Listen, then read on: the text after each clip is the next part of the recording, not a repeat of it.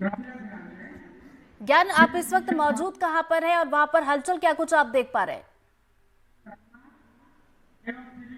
जी ज्ञान, इस वक्त आप कहां पर मौजूद है और क्या कुछ हलचल वहां पर आप देख पा रहे हैं? जी, मैं अभी यहाँ पे मौजूद हूँ। वेंकट क्रमांक 1 जो है बेसिकली सतना जिले का काउंटिंग सेंटर, चाहे विधानसभा हो चाहे लोकसभा हो, यही काउंटिंग सेंटर रहता है। यहाँ पर ही काउंटिंग अभी शुरू हो चुकी है और सभी 7 विधानसभा है सतना लोकसभा में। तो 7 विधानसभाओं के अलग अलग, ये मेरे पीछे जो आप बिल्डिंग देख पा रहे हैं, इस बिल्डिंग में ही ये काउंटिंग चल रही है। और सातों विधानसभा, सतना और मैहर 2 जिले मिलाकर सतना लोकसभा का गठन होता है। मैहर एक नया नवनिर्मित जिला है। कुल मिला के 7 विधानसभाओं में काउंटिंग शुरू हो रही है और अभी 8 बजे से जो है काउंटिंग स्टार्ट हो चुकी है। और जल्द ही, अब चूंकि डाक मत पत्र, सबसे पहले डाक मत पत्र की डिटेल आ जाएगा, उसके बाद काउंटिंग शुरू हो जाएगी।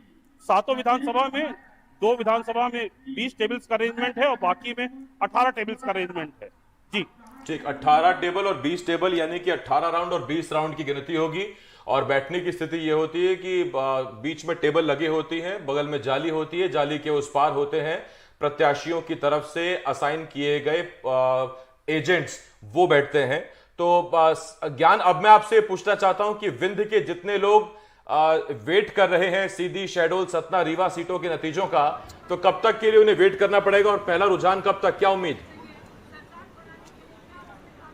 जैसा अभी पिछली बार से विधानसभा से एक प्रोसेस स्टार्ट हो चुका है, उस प्रोसेस में दरअसल क्या है आसिफ, समय तो लगेगा। मतलब आप मान चलिए कि अभी ट्रेंड बनना शुरू हो जाए। चूंकि सतना में एक आंकड़ा जरूर आपको बताना चाहूंगा कि सतना विधानसभा जो है, सतना लोकसभा जो है, यहाँ पर जब भी ओबीसी बनाम ओबीसी का मुकाबला होता है, हम 2009 में भी देखा है।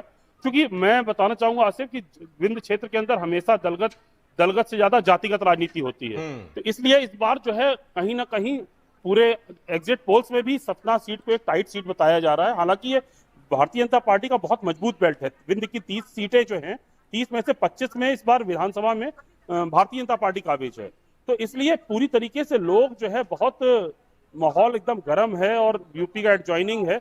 और कहीं ना कहीं जनता को बेसब्री से इंतजार है। जिस एग्जिट पोल्स के बाद में जिस प्रकार से भाजपा में माहौल बनता जा रहा है, अब ये देखने दिलचस्प होगा कि जो एग्जिट पोल्स बता रहे हैं अलग एजेंसीज के, उनमें और जो एक्चुअल नतीजे आएंगे। और इस वक्त मैं आपको ज्ञान रोक रहा हूं क्योंकि इस वक्त एक बड़ी खबर है, और इस वक्त की सबसे बड़ी खबर, मध्य प्रदेश से पहला रुझान सामने आया है।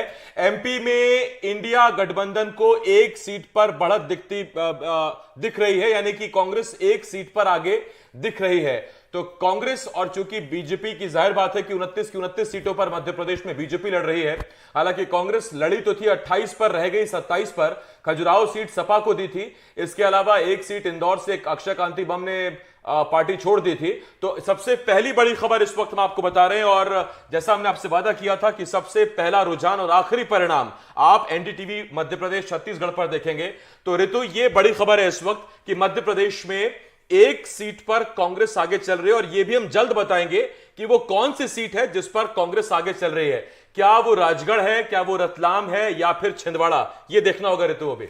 और बिल्कुल मुझे लगता है आसिफ, ये जो रुझान आया है सबके मन में यही चल रहा होगा कि कहीं ये छिंदवाड़ा की सीट तो नहीं है, क्योंकि अभी तक हम यही देखते आए कि मध्य प्रदेश की जो 29 सीटें हैं उसमें से छिंदवाड़ा केवल एक सीट है जो हमेशा से हम देखते हैं कांग्रेस के कब्जे में रहती है। तो मुझे लगता है कांग्रेस के जितने लोग होंगे वो देख रहे होंगे और वो दुआ कर रहे होंगे कि छिंदवाड़ा से अलग ये सीट हो, क्योंकि वो मान के चल रहे हैं कि छिंदवाड़ा तो आ ही जाएगी, कोई दूसरी भी आ जाए। मैं ज्ञान हमारे पास जुड़े हुए हैं। ज्ञान, मध्य प्रदेश का पहला रुझान आ गया है और वो आया है कांग्रेस के खाते में, और वो तब आया है जब बीजेपी कह रही कि 29 के 29 सीटें जीतेंगे। हालांकि रुझान है लेकिन दिलचस्प है।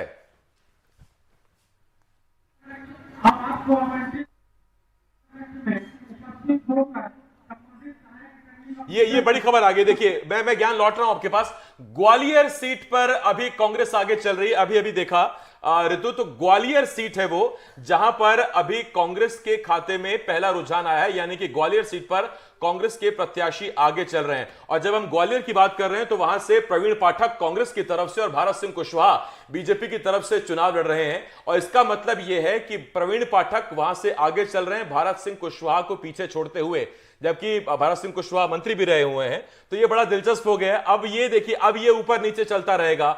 आपको अब चुनाव में मजा आएगा। ज्ञान, आपको आवाज आ रही है? जी, आवाज आ रही है। ज्ञान, सतना सीधी, जी जी आवाज आ इस रही है। पर तो भी हम आएंगे, लेकिन फिलहाल ग्वालियर चंबल से पहला रुझान आ गया है। ग्वालियर से प्रवीण पाठक आगे हैं।